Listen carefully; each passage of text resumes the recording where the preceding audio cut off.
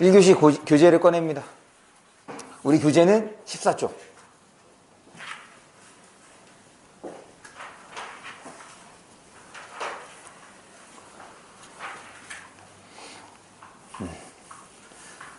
수업에 들어가기 앞서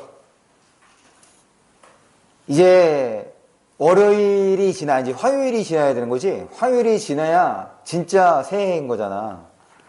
충분히 달라질 수 있는 기회는 있습니다. 그러니까 뭐 지난 겨울에 공부를 덜 한 것 같다. 이번 설 잘 보내시고 설 보내고 난 다음에 다시 공부하면 돼. 그러니까 너무 자괴감 갖지 마시고 나 지금 공부 안 했으니까 이제 올해 포기하고 내년에 준비해야지 이런 개소리도 생각하지 마시고, 그래서 이번 설 잘 보내시고 다시 한번 마음을 다잡아서 출발하면 됩니다. 새해 복 많이 받으시고. 네, 우리 14쪽 볼게요. 14쪽의 지문을 보는데 지난 시간에 이제 얘기한 것처럼 이제 지난 시간에 있는 지문이 그렇게 어렵지 않은 지문들이었죠. 그래서 그거를 바탕으로 이제 다음 지문들도 살펴보는데, 보면 알겠지만 지문의 구조가 계속해서 겹칩니다. 구조가. 그러니까 여러분들이 복습하실 때는 꼭 구조에 대한 복습을, 그래서 문제가 어떻게 구현이 됐는지 이렇게 좀 확인해 주셨으면 좋겠어요. 지금 14쪽을 보시면 14쪽 이문단의 첫 번째 줄, 이문단의 첫 번째 줄에 공동소송 나오죠? 거기 네모 쳐주세요. 그 다음에 4문단의 첫 번째 줄 앞에 집단소송 나오죠? 거기다가도 네모. 그 다음에 5문단의 첫 번째 줄 단체소송 네모. 그러니까 이 글은 결국에 공동소송, 집단소송, 단체소송에 대해서 공통점과 차이점이야.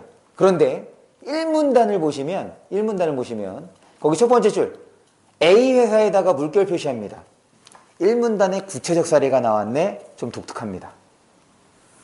그럼 똑같아. 방식은 구체적 사례가 나오면 지금 봐봐. 1문단에서 먼저 구체적 사례를 제시하고 그거 관련된 요소들을 설명을 하는 거야. 그럼 다 읽고 난 다음에 다시 어떻게 돼야 돼? 이 구체적 사례에 대해서 여러분들이 설명할 수 있어야 돼. 지금 밑에 설명이 된 이것들이 어떻게 적용될 수 있는지까지 한번 생각을 해주세요. 그 다음에 두 번째 지문을 봅니다. 두 번째 지문에다가는 되게 이제 요새 많이 이용하고 있는 방식이야. 문제가 뭐 어려운 건 아닌데 별표를 한번 해주세요. 두 번째 지문 17번에서 19번입니다. CD 드라이브 나오는 거. 그리고 읽고 난 다음에 요걸 한번 생각해봐. CD 드라이브 없어? 있죠? 그거, 네. 지금 요 지문에다가 별표해 주시고, 지금 읽으면서, 그러니까, 우리가 기본적으로 지문을 읽고 문제를 처리하는 방식은 인지적 부담을 줄이자야. 선택지도 한 번에 판단할 수 있는 것만큼 읽어서 판단하고, 본문도 내가 한 번에 처리할 수 있는 것만큼 읽어서 처리하고, 그런 측면에서 이 지문은 크게 둘로 나눠볼 수 있겠다. 이 지문은 그런 면에서 크게 둘로 나눠볼 수 있겠다. 그래서 지금 사실 지문은 그렇게 길지는 않아. 그리고 지금과 같은 상황에서는 이 정도의 지문은 한 번에 끝까지 읽고 그 정보를 처리해 줄 수 있는 능력이 필요해. 지금은.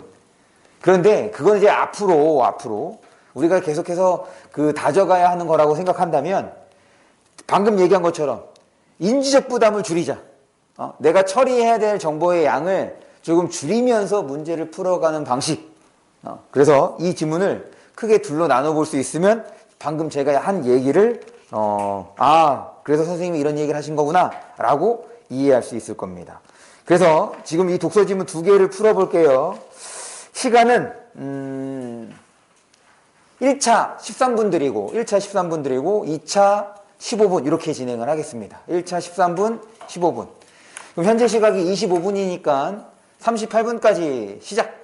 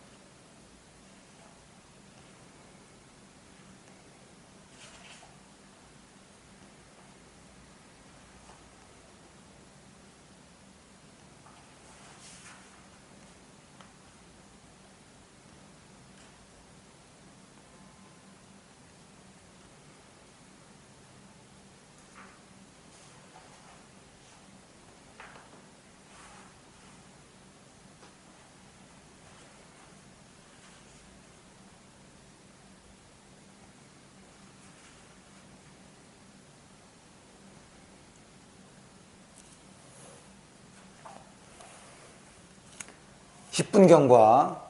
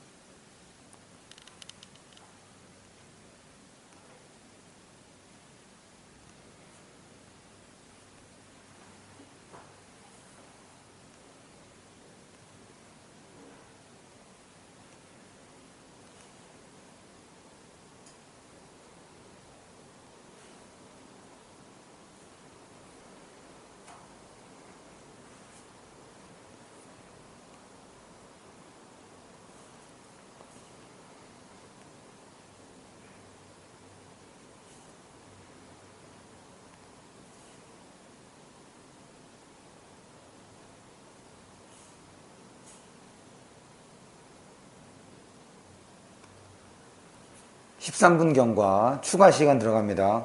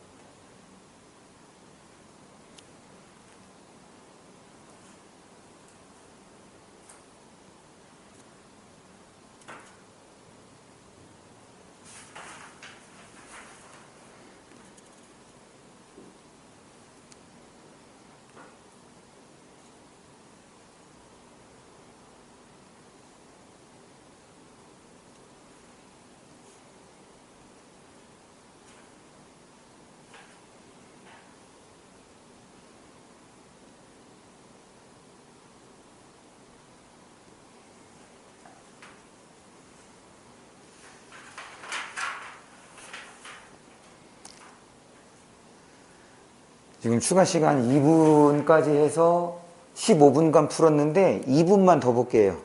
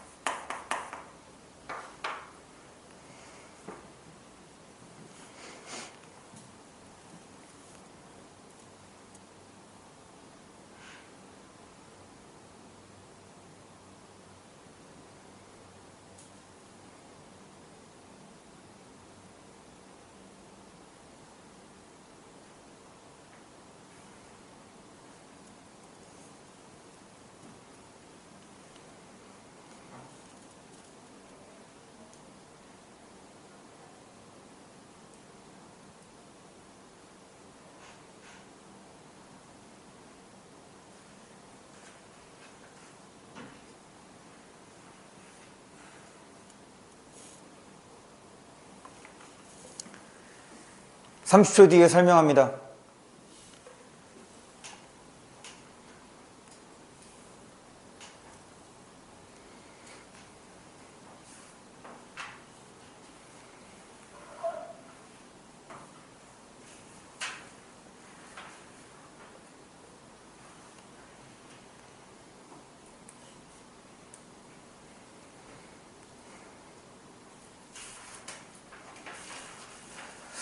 그럼 볼게요.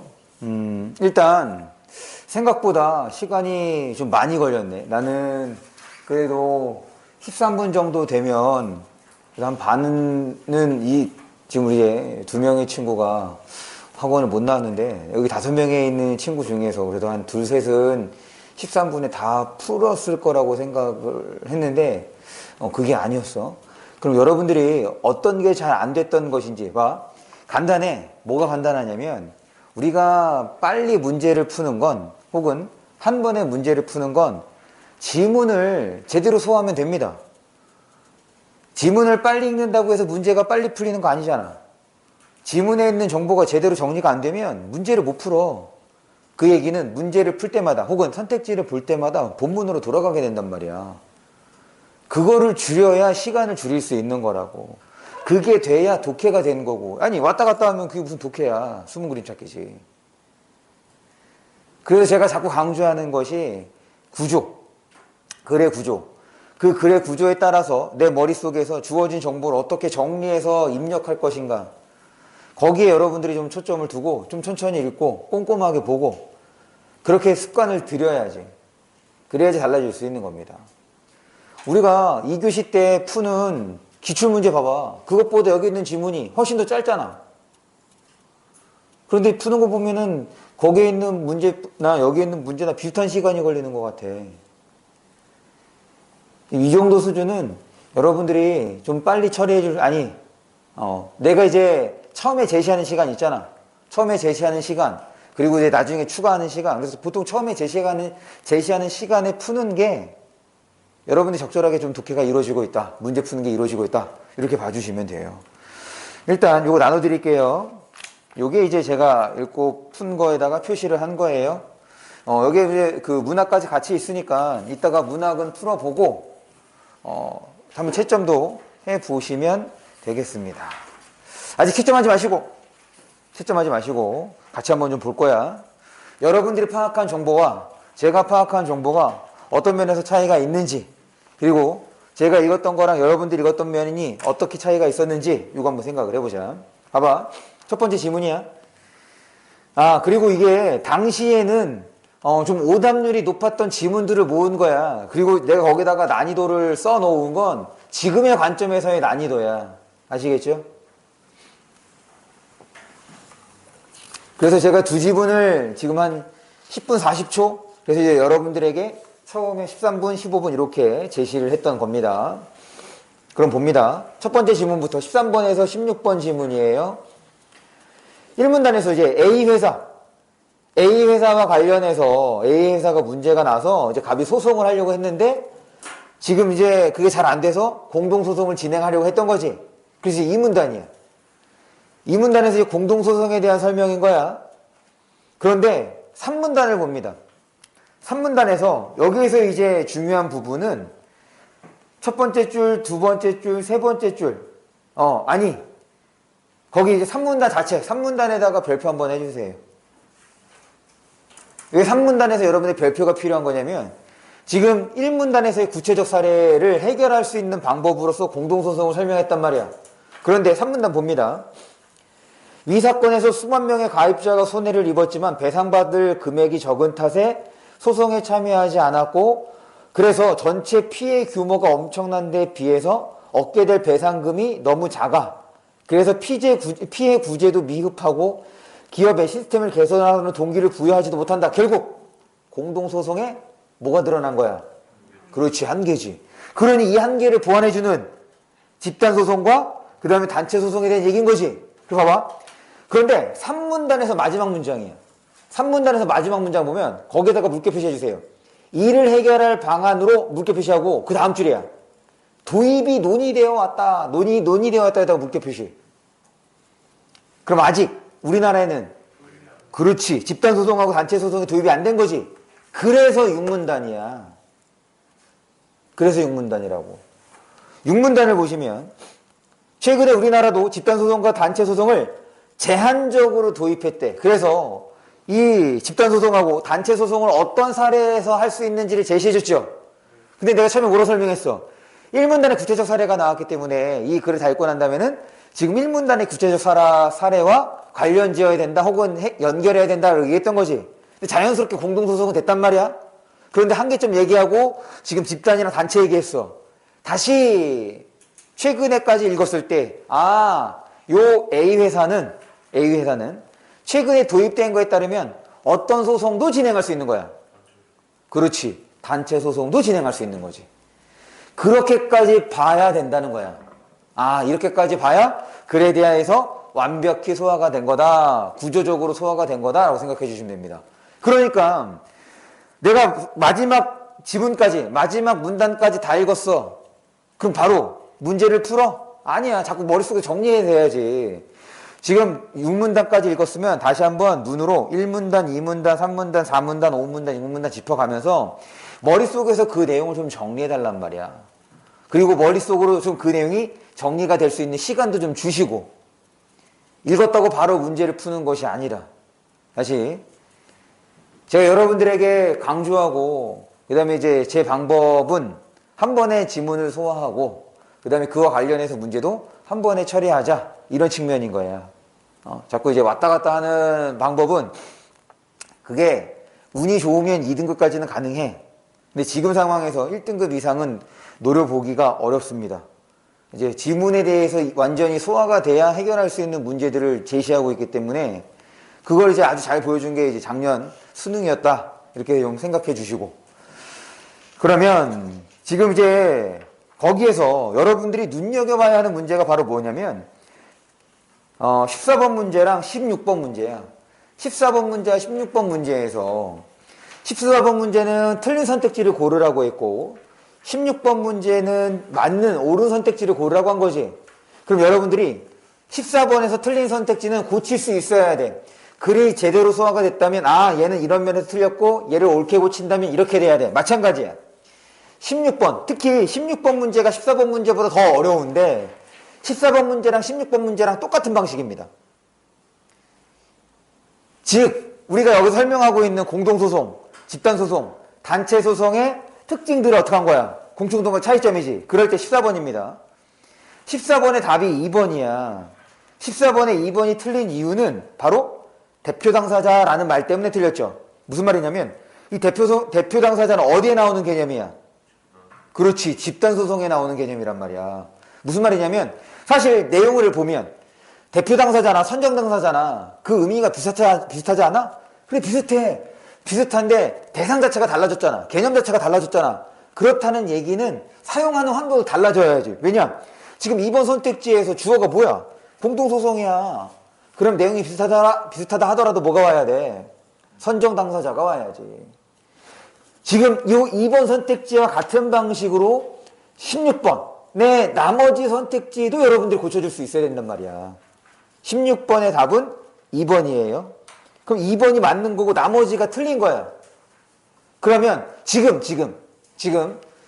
다시 한번 살펴보면서 각 선택지들이 어디가 틀렸는지 표시를 해보세요.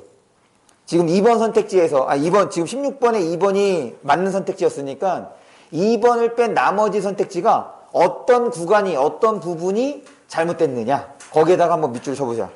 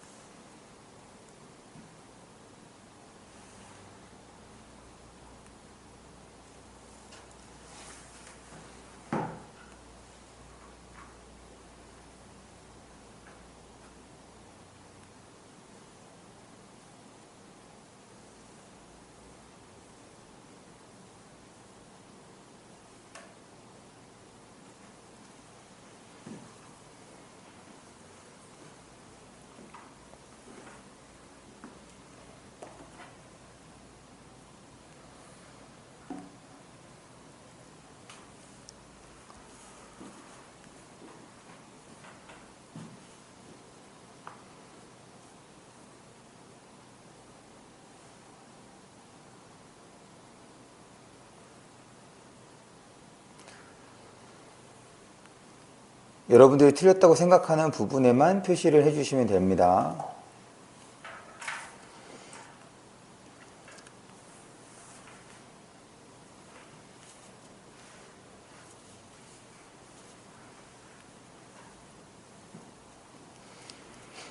(30초) 뒤에 설명할게요. 그래서 14번하고 16번하고 같은 방식이고 다만 16번의 선택지가 조금 더 어렵다. 이게 국어에서 기본적으로 요구하는 논리적 사고입니다. 주어진 정보들이 그 짝이 선택지 안에서 제대로 이루어져 있는지를 살펴보는 거죠. 이게 될 수 있어야 돼. 이건 기본이야.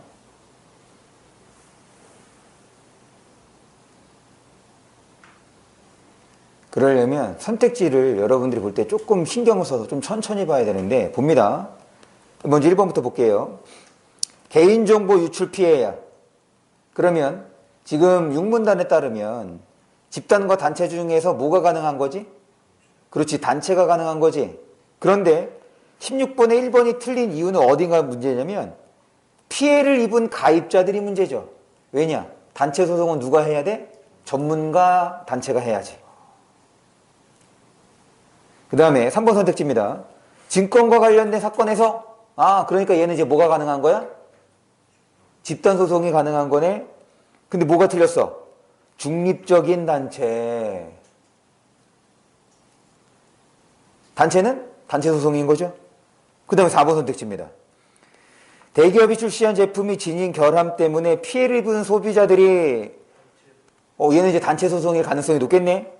소를 제기하여 단체 소송이 아니라 뭐라고 되어 있어? 집단 소송이라 되어 있네. 그래서 틀린 거고. 5번입니다. 소비자들이 기업에 손해배상 청구서를 제기했을 때 거기다 전문성 있는 소비자 협회래. 그럼 뭐가 문제야? 그렇지. 손해배상이 문제지. 왜? 손해배상은 누가 하는 거야? 피해자가 해야죠. 지금 전문가 단체는 공익적인 목적에서 접근하는 거잖아. 이유에서. 그러니까 얘는 나머지 지금 2번의 답을 골랐다는 거는 잘한 거야. 그런데 지금 나머지 선택지들에 대해서도 이와 같은 판단을 해볼 수 있어야 돼. 그래서 기출문제는 한번 풀어서가 끝이 아니야. 풀고 채점하고 난 다음에 나머지 선택지들도 꼭 보셔야 합니다. 넘어갈게요. 거기 답은 제가 나눠준 유인물에 있으니까 그거 보고 채점해 주시면 됩니다. 혹시 뭐 질문이 있으시면 13번부터 16번까지 없으면 두 번째 지문으로 넘어갈게요. 두 번째 질문 제가 두 부분으로 나눠보라고 얘기했죠. 시우야, 이거 두 부분으로 나누면 어디에서 나눠볼 수 있을까? 두 부분. 지금 전체 5개 문단인데 얘를 두 부분으로 나누면 나는 여기에서 나눠볼 수 있을 것 같아. 크게 두 덩어리로 나누면. 이런 상에서 나오는. 그렇지. 그러면 우영아, 왜 2문단하고 3문단, 즉 3문단부터 나눠볼 수 있을까? 이까지는 어, CD 드라이브 구성하는 거 설명해주고 그렇지. 그 후부터는 원리? 원리? 무슨 원리? 맞지 않을 때 초점이 맞지 않을 때 그렇지. 설명해주고. 그러니까 무슨 말이냐면 지금 2문단에서 설명이 된 이 구성 요소에 대한 설명이 3문단에 이어져 안 이어져? 안 이어져. 새로운 상황이 나왔단 말이야. 3문단 볼까요? 3문단의 첫 번째 줄 끝입니다. 광선의 위치가 트랙을 벗어나거나 초점이 맞지 않아. 잘못 읽을 수 있대. 즉 뭐가 발생한 거야? 문제가 발생했네. 문제가 발생했으니 어떻게 해야 돼? 해결해야지. 만약에 이 문제 해결이 이 문단하고 직접적으로 관련이 됐으면 아마 안 끊어도 될 거야. 그런데 직접적으로 관련이 돼? 안 돼? 안 돼. 그럼 이제 이 글을 통해서 궁극적으로 설명하고자 하는 바는 뭐겠어? 구성 요소를 설명하고 싶었던 걸까? 아니면은 이런 문제를 해결하는 과정을 설명하고 싶었던 걸까? 과정이지. 이와 같은 구조는 지금도 되게 많이 나타나잖아. 그럼 바꿔 얘기하면 이 문단까지가 뭐라고 볼 수 있어? 일종의 배경 지식이라고 볼 수 있죠. 그리고 더군다나 이 문단의 경우는 야 이건 완전히 그냥 노가다로 머릿속에다가 집어넣어야 되는 거 아니야? 지금 거기에 나오는 구성 요소 간의 설명의 관계가 형성되는 게 있어 없어? 없어. 다 낮게 그 하나하나마다 내 머릿속에다가 집어넣어야 돼.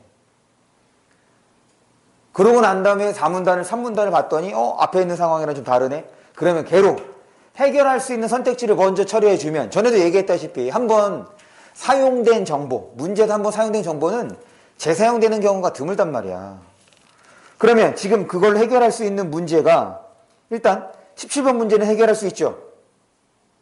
지금 이 문단까지 해서 거기 나오는 내용을 보면 17번 문제 해결할 수 있어. 그 다음에 이제 18번 문제입니다. 18번 문제에서는 1번 선택지 해결 가능하고 2번 선택지 해결 가능하고 그 다음에 3, 4, 5번은 해결이 안 되겠네. 그럼 남겨두면 되잖아. 그리고서 지금 19번 문제는 3, 4문단, 3, 4, 5문단을 통해서 처리할 수 있는 거지.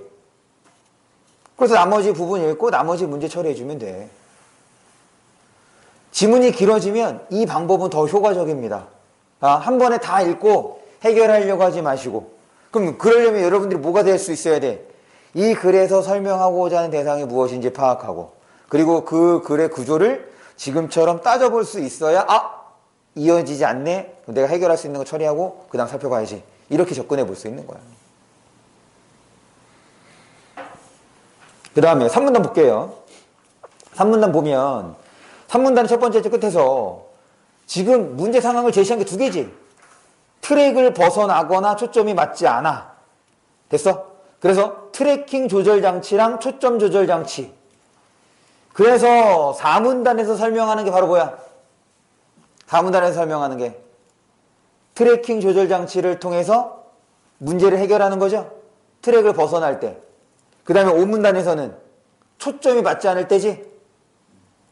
그럼 3문단에서의 내용은 4문단하고 5문단을 해결하기 위한 4문단하고 5문단을 위한 배경 지식이 되는 거죠. 깔아주는 거잖아.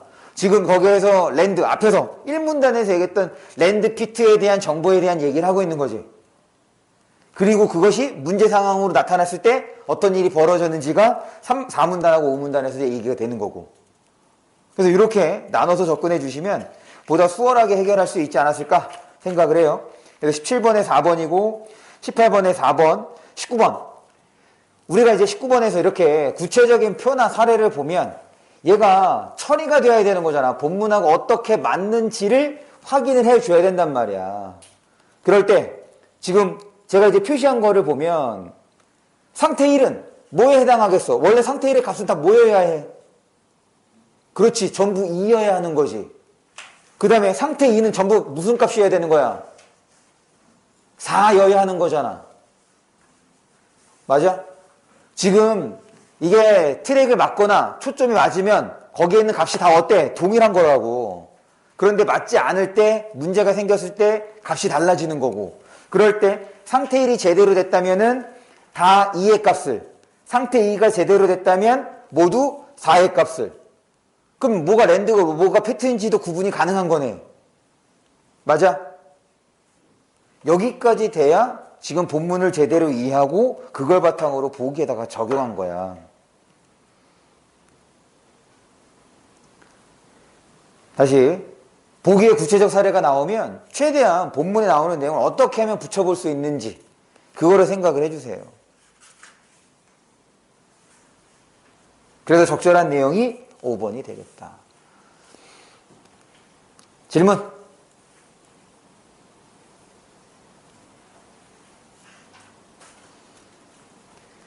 네, 그러면 넘어가서 이제 문학을 보는데,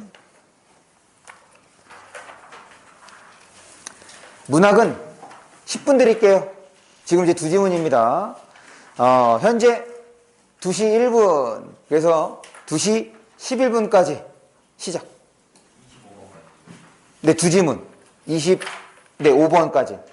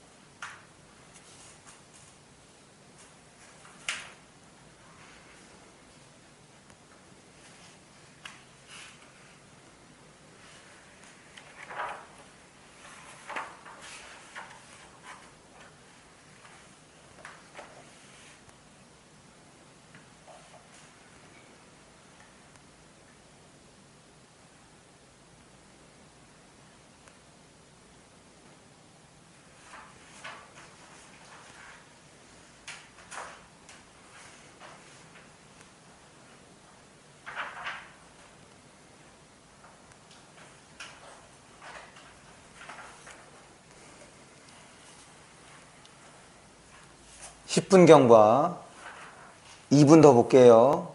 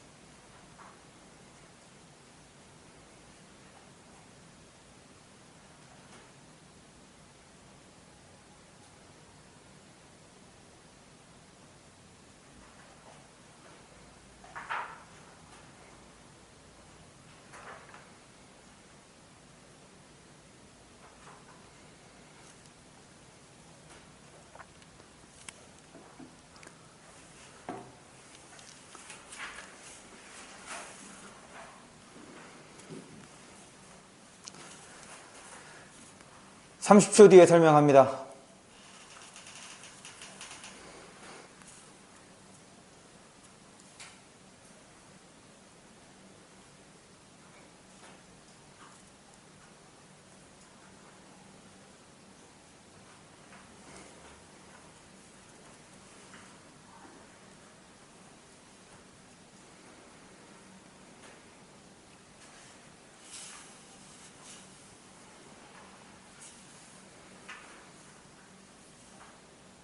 (30초만) 더 볼게.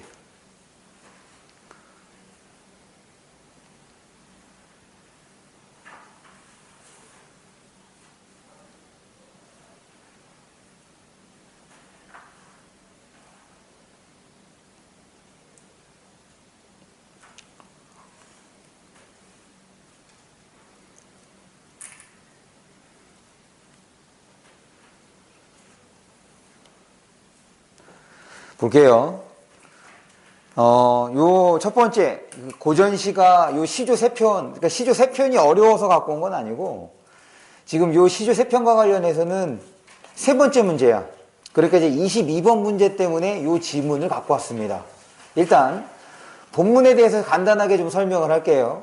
지금 이 본문에 나오는 그 용어들 아니지 시어들은 여러분들이 꼭 알아야 되는 것들도 있고 해서 본문 좀 설명하고 진행을 하겠습니다. 일단 가작품이야. 가작품에서 첫 번째 줄 보면 여희 없고 나오죠? 여의다. 여의다가 무슨 뜻이야? 그렇지. 고전시가에서 여의다는 이별하다의 뜻이죠. 그 다음에 나입니다. 나에서 첫 번째 줄 니은다는 어떻게 해석해야 돼? 그렇지. 질문 형식으로 처리를 해야죠. 청초 우거진, 푸른 풀 우거진 골짜기 혹은 마을에 자느냐 누웠느냐. 두 번째 줄 백골만 묻혔느냐가 됐으니 백골 흰뼈다귀야. 죽었다는 얘기겠지. 그래서 잔잡아 권할리, 술을 권하는 사람이 없으니 그것을 슬퍼하노라. 그래서 그 나에게 술을 권해줄 수 있는 사람이 죽었다는 얘기인 거고. 그 다음에 이제 다작품입니다. 다작품에서 흥망은 알죠? 흥하고 망하는 것이 그 다음에 이제 해석해야 돼. 유수는 운수가 있다는 뜻이며 유수는 운수가 있다. 그럼 이때 말하는 운수, 수가 뭘 말하는 거냐면 운명을 말합니다. 거기에서 거기에 있는 숫자 1, 2, 3, 4, 5, 6 그 숫자 할 때 쓰는 그 숫자야. 수를 세다.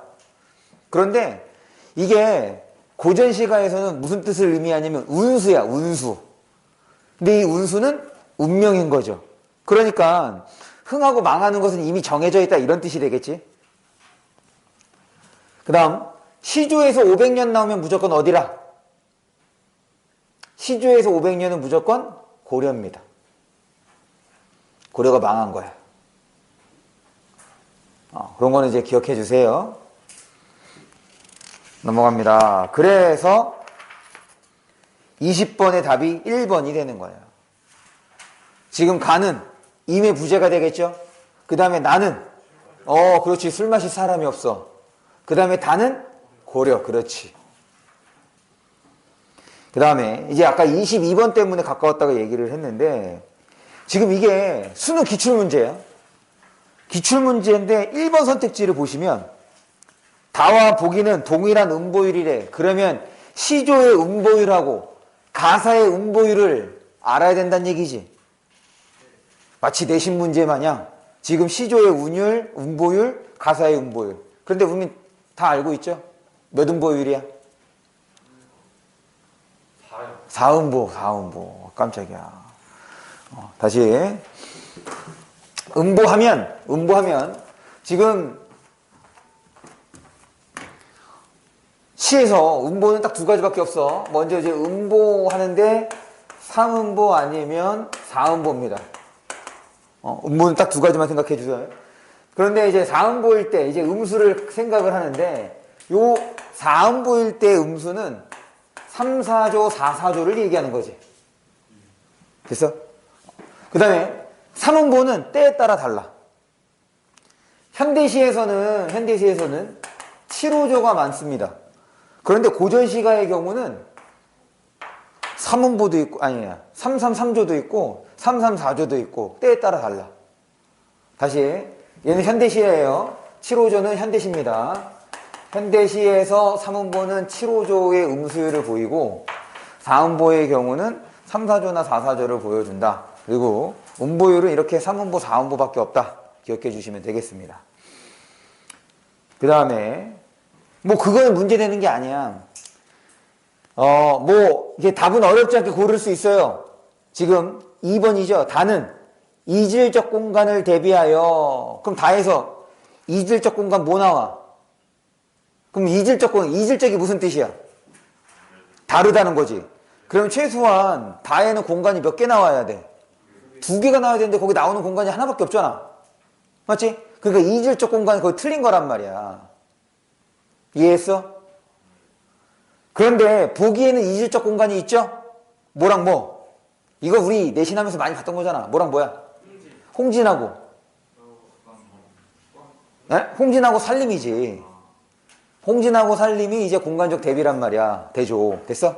그러니까 지금 22번에 2번이라는 답을 고르는 건 어렵지가 않아. 몇 번 때문에 그런 거냐면 5번 선택지입니다. 5번 선택지가 지금 옳은 선택지래. 그러니까 지금 5번 선택지가 옳은 선택지래. 그러면 여러분들이 고전 시가를 이 정도를 파악할 수 있는 선까지 감상할 수 있어야 된다는 거야. 해석할 수 있어야 된다는 거야. 이건 제대로 해석이 돼야 말을 건네는 방식. 지금 다는 독백인 거 알겠어. 그런데 가가 말을 건네는 방식이래. 그럼 말을 건네는 방식이면 뭐가 나와야 돼? 그렇지. 그럼 거기에서 청자를 알 수 있는 표현을 여러분들이 해석할 수 있느냐 이거거든. 그러니까 올해 수능특강 공부를 할 거야. 공부를 하면 그렇다고 수능특강에 나오면 우리 수능특강 진도 안 나가면 저는 수능특강 진도 안 나가요. 만약에 여러분들이 수능특강을 공부하면 고전 시간은 꼭 이 정도 수준으로 해석할 수 있어야 돼. 아시겠어요? 사실은 이게 어려운 이유가 이 부분만 나와서 어려운 거야. 뒤에 나오면 말을 건네는 방식 알 수 있습니다. 뒤에 뭐가 나오느냐? 이바 이웃두라라는 말이 나와. 이건 알 수 있잖아, 맞지? 그런데 지금 이것만으로는 알 수가 없다고. 그러니까 이 정도로 해석할 수 있어야 되는데 그게 바로 어디에 있느냐? 아니요. 첫 번째 줄에 있습니다. 그렇지. 묻힌 분들. 이거 어떻게 해석해야 돼? 묻힌 사람들. 여러분들이야. 묻힌 여러분들 이렇게 되는 거예요. 거기 분내는 여러분들, 여러분이라고 해석을 하는 거야. 이 여러분이라는 말 때문에 말을 건네는 방식이라는 것을 판단해 볼 수가 있었겠다. 선택지가 나와서 선택지에 나왔다는 건 이만큼 여러분들이 알 수 있어야 된다는 거야. 이 문제를 맞히고 틀리고를 떠나서. 물론 쉽지. 이건 쉬운 거야. 아까 얘기했던 것처럼 이질적 공간 얘기했으니까 2개가 달라야 되는 거. 2공간이 나와야 되는데 다에서는 한 공간밖에 안 나왔잖아. 다다. 계속 2번 선택지 봅니다. 우리가 선택지 처리할 때 어떻게 하기로 했어? 한 번에 하나씩이잖아. 보기와 달리라고 했으니까는 다 읽고 거기 건너뛰어서 다는 이질적 공간 대비, 그러면 이질적 공간 확인해야 될 거 아니야. 어려운 거 아니라고. 됐죠? 그 다음에 고전소설을 봅니다. 요 지문을 가져온 이유는 두 가지 이유가 있습니다. 하나는 일단 고전소설의 기본은 인물 처리야. 인물 간의 관계를 확실하게 짚고 넘어가는 것. 그게 어디에 있냐면 1문단이에요. 우리 본문에서 1문단. 거기에 여러 명이 등장하잖아. 거기에 등장하는 인물 구조도 혹은 인물 관계도 이런 것들이 처리가 되어야겠고, 그 다음에 두 번째로 이 고전소설이라고 하면 호칭어 지칭어가 자꾸 어떻게 해? 달라지지. 여기에서 진공, 그리고 진공 대신에 공이라는 말도 쓰기도 하고 진형수라는 말을 쓰기도 하죠. 이런 거. 그래서 인물 처리 요거 이제 보려고 했던 거고, 두 번째로는 요거야. 우리가 조선시대, 조선사회라고 하면 계급사회란 말이야. 이거는 사회 전반적으로만 그런 것이 아니라 가정 내에서도 계급이 존재하지. 이거를 이제 뭐라고 표현하느냐? 전근대적 혹은 봉건적이라고 얘기를 하는 거예요. 지금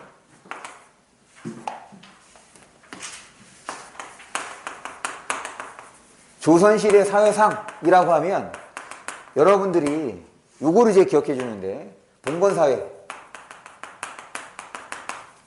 봉건사회라는 말은 이거는 상하가 있다는 거야. 상하계급. 상하계급이 어디에 있느냐? 사회적으로도 있는 거고 가정 내에서도 존재하거든. 그럼 사회적으로는 지배계급하고 피지배계급, 그 다음에 왕과 신하. 그럼 가정에서는 부모와 자식, 그리고 남편과 아내, 이런 게 다 상하란 말이야. 왜 이 얘기를 하냐면 지금 여기에서 엄마가 진소저에게 어떤 모습을 보여?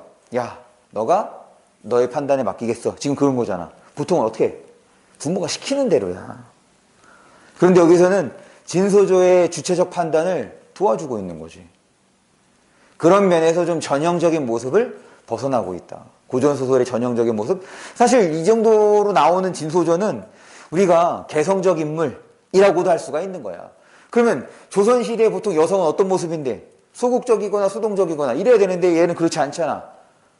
가정의 문제를 자기가 해결하잖아.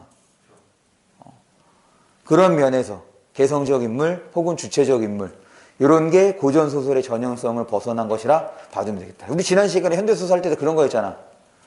수능에서 기평권에서 내는 거는 전형적인 것을 좀 벗어나는 것을 내려고 한다. 그러니 두 가지를 알아야 된다고. 아니지. 한 가지는 최소한 알아야 돼.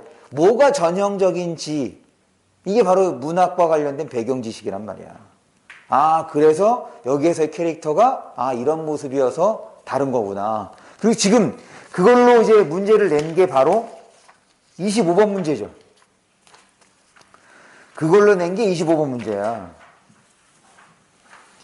여기에 이제 나타나는 인물들 간의 관계, 그 다음에 캐릭터를 통해서 보기를 볼 때 본문에 나오는 어떤 인물들과 관련을 맺을 수 있는지가 연결이 돼야 본문을 제대로 읽은 거라 할 수가 있겠죠. 그럼 보기를 볼까? 25번입니다. 보기예요.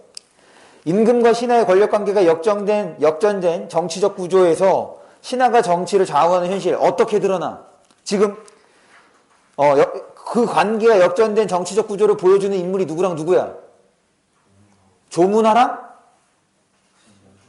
조문화랑? 조문화랑? 조문화랑? 조문화랑? 조문화랑? 조문화랑? 조문화랑? 예, 진짜 아무나 다 나오네, 이거. 안 나왔어, 아직 답이. 조문화랑 정치구조래잖아. 조문화랑? 조문화랑? 아니라고. 이런.